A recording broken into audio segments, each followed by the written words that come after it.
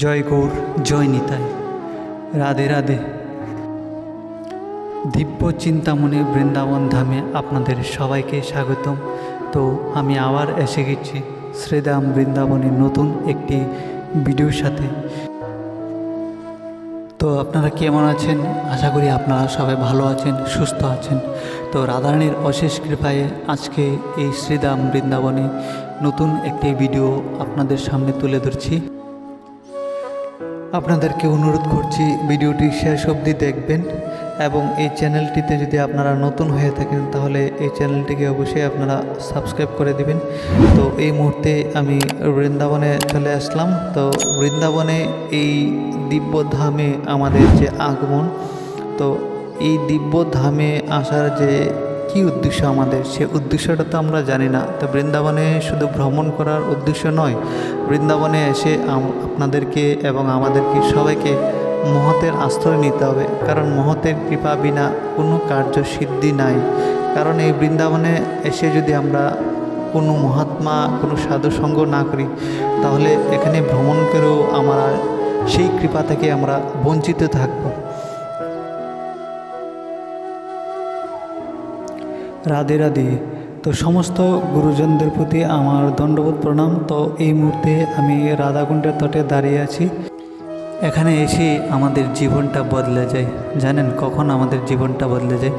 যখনই আমরা শ্রীগুরু পাদপদ্মে কোনো মহতের সান্নিধ্যে আমাদের জীবনকে সমর্পিত করি, তখনই আমাদের জীবনটা নতুন করে, পুরো জীবনটা একদম বদলে যায়। সেই জীবনটা শ্রী গুরুদেবের পাদপদ্মের আশ্রিত পদাঙ্ক অনুসারে আমরা তখন আমাদের জীবনকে অতিবাহিত করি। তো শ্রী গুরু মহিমা অপরম্পর। তো গুরুদেবের মহিমা বর্ণনা করা এই সাধারণ মাদৃশ্য জীবের পক্ষে তো ক্ষমতা নেই। তো শ্রী রাধারানীর অশেষ কৃপায় আপনাদের সান্নিধ্যে আজকে এই শ্রী গুরু মন্দিরে আসলাম। তো সেই গুরু মন্দিরে এসে আজকে এই বছরের যে গুরু পূর্ণিমার সেই দৃশ্য আপনাদের সামনে তুলে ধরছি।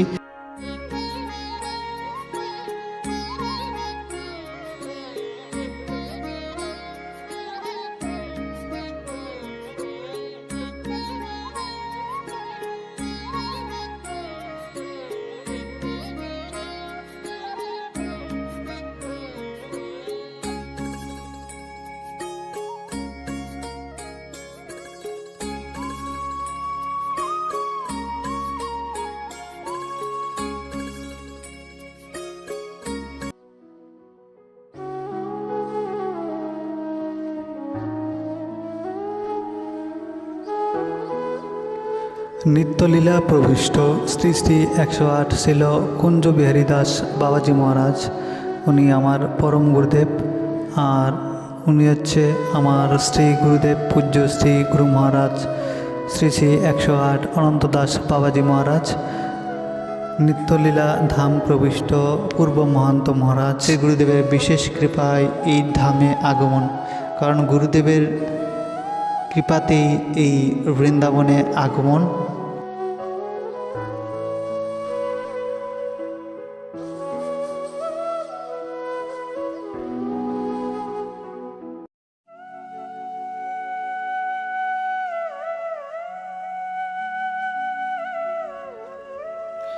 এই হচ্ছে আমাদের শ্রী গুরু মন্দিরের নাট মন্দির। তো এখানেই ছিল গুরু মহারাজ প্রতিনিয়ত হরিকথা শ্রবণ করাতেন আমাদেরকে, এবং আজও পরম্পরাভাবে এখানে হরিকথা হয়।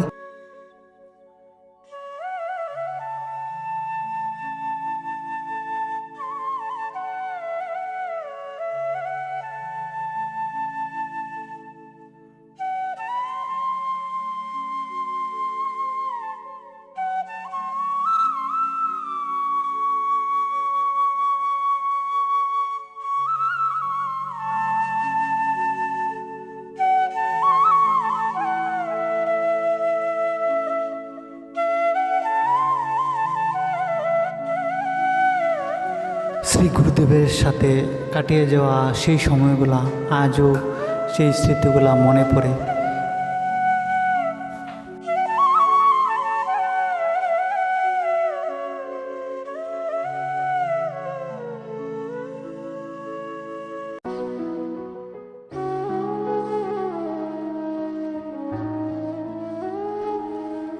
তো গুরু পূর্ণিমা উপলক্ষে এই যে দৃশ্য আপনারা দেখছেন, তো আজকে এই যে দৃশ্য আপনারা দেখছেন, তো শ্রী গুরুদেবের পূজা চলছে এখন। তো সমস্ত গুরু ভাই এবং সমস্ত গুরু বোনরা আজকে শ্রী গুরু মহারাজের পূজা করবেন। তো আপনারা এই দৃশ্যটি দেখুন।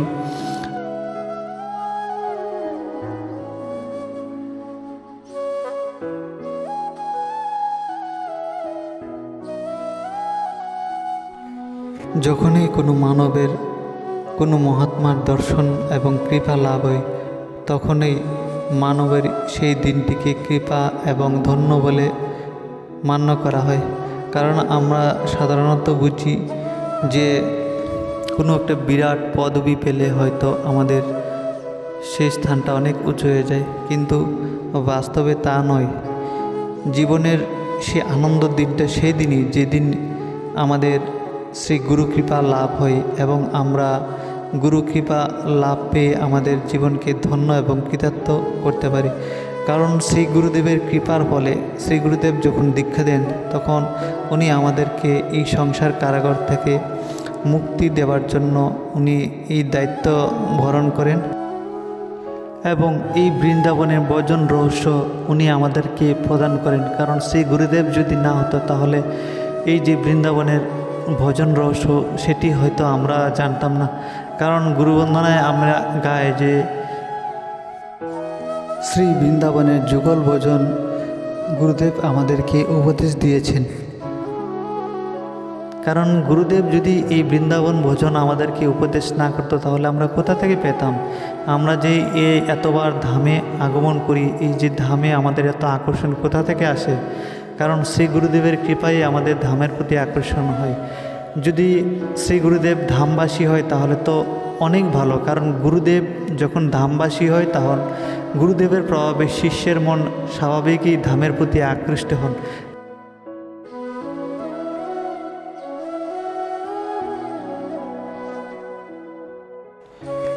এই হচ্ছে আমাদের শ্রী গুরুদেবের আরাধ্য শ্রী রাধা মাধবের বিগ্রহ। তো শ্রী গুরুদেব প্রতিনিয়ত এবং প্রত্যেক দিন এখানে বিগ্রহ শৃঙ্গার করতেন, ভগবানের সেবা করতেন। এই আমাদের শ্রী ভগবানের সেবা মন্দির।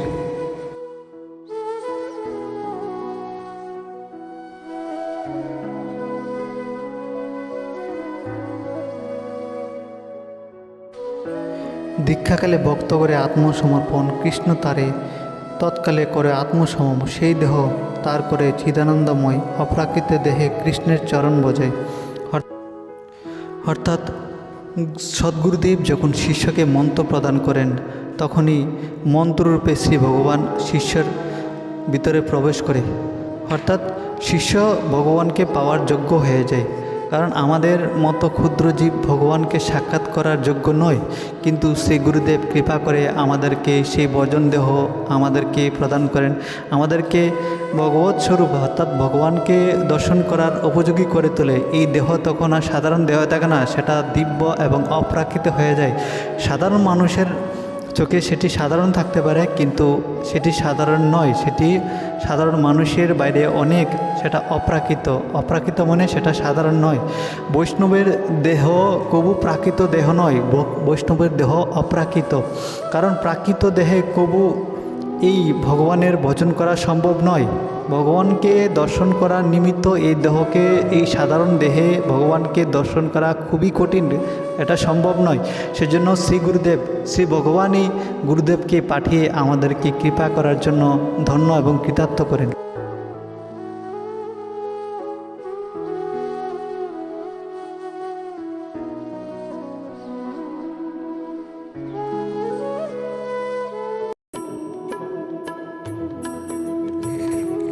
যেই স্থানেতে বৈষ্ণব গমন করে সেই স্থান হয় সর্বতীর্থময়। অর্থাৎ যে স্থানটি দিয়ে বৈষ্ণব গমন করে সেই স্থানটি তীর্থ হয়ে যায়। কোনো গৃহে যদি কোনো বৈষ্ণব গমন করে, তাহলে সে গৃহটি তীর্থ হয়ে যায়। একজন সাধারণ মায়ের যে স্নেহ থাকে, তার চেয়ে কোটি মায়ের সঙ্গে তুলনা করেছে। কোটি মা মিলে যতটুকু স্নেহ থাকবে, সেই সদ্গুরুদেব, সেই গুরুদেবের সেই স্নেহ শিষ্যর উপর বর্ষিত করেন। আর গুরুদেব এত দয়াময়, এত দয়াল, সেটি কোনো কোটি মাতৃস্নেহ তুল্য।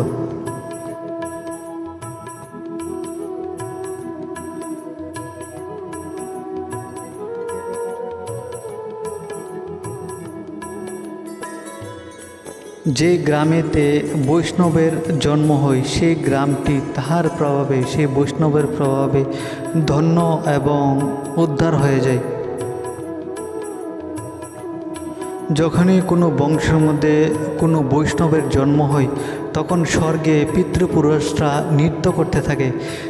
ওনারা বলতে থাকে যে এখন আমাদের উদ্ধারের সময় গেছে।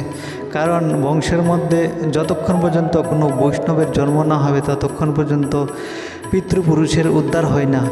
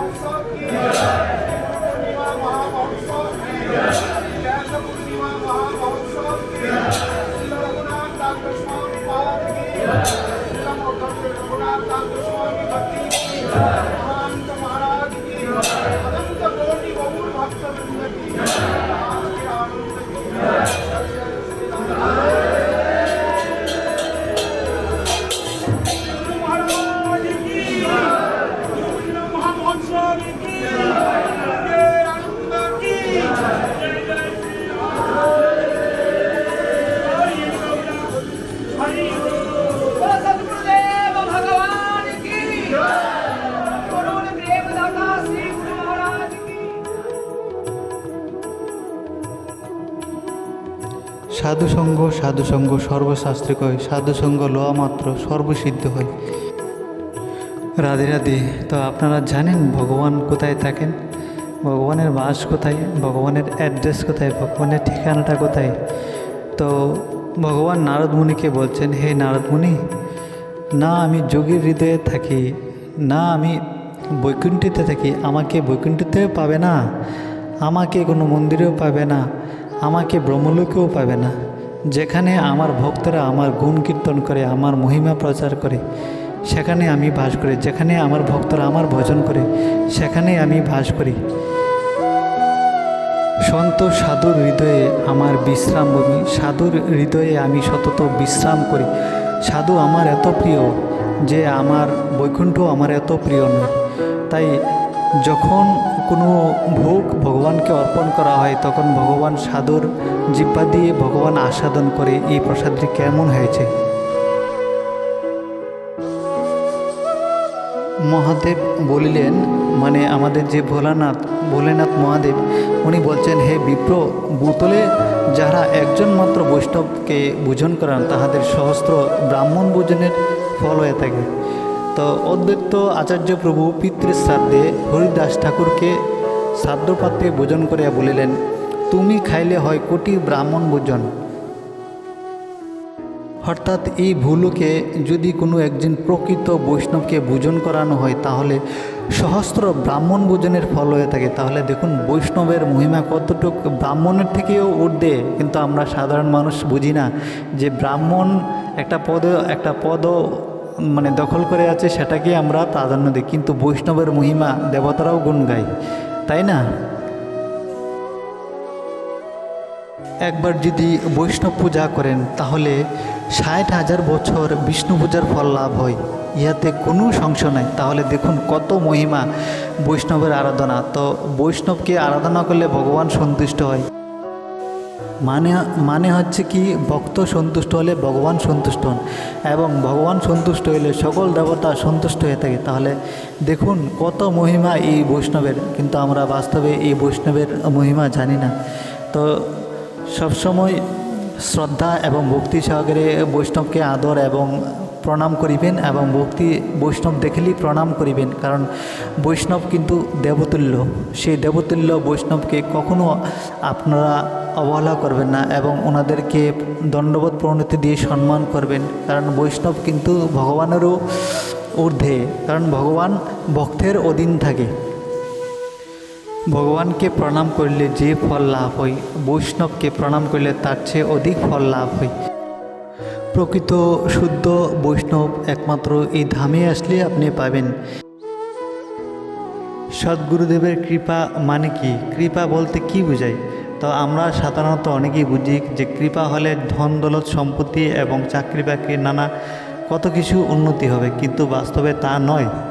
কারণ গুরুদেবের কৃপা হচ্ছে সংসার যে মোহমায়া থেকে আমাদেরকে ত্রাণ করে শ্রী গুরুদেব আমাদেরকে ভগবানের সান্নিধ্যে আমাদেরকে পৌঁছে দেয়, আমাদের প্রেম ভক্তি প্রদান করে ভগবানের চরণে। সেটি হচ্ছে আসল গুরুদেবের কৃপা।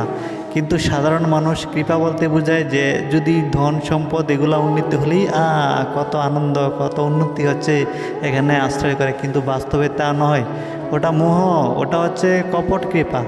আর কপট কৃপা হচ্ছে কি, যে ধনজন যতগুলো আমরা বলছি ওটা হচ্ছে কপট কৃপা, ওগুলা মায়া এগুলা আমাকে দিয়ে ভ্রম সৃষ্টি করে আমাদেরকে ভগবানের কাছ থেকে দূরে সরিয়ে ফেলে। কিন্তু প্রকৃত কৃপা হচ্ছে সচরণমিত প্রেম দিয়া তারে সব ধন্য এবং কৃতার্থ করে, কারণ ভগবানের চরণে প্রেম মুক্তি প্রদানই প্রকৃত কৃপা। এছাড়া যা কিছু আছে সব বৃথা।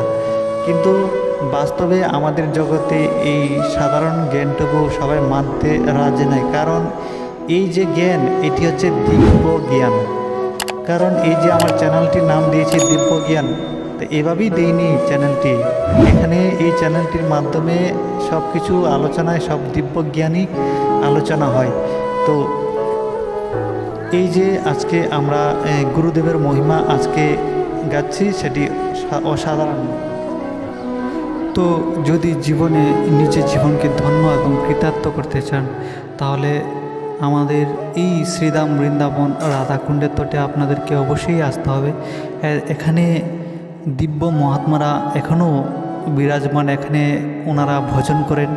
ওনাদের সান্নিধ্যে যদি আমরা আশ্রয় নিই, তাহলে আমাদের জীবনটা ধন্য এবং কৃতার্থ হয়ে যাবে, এবং ওনাদের ভজন প্রভাবে আমাদের মধ্যে শক্তি সঞ্চার হবে।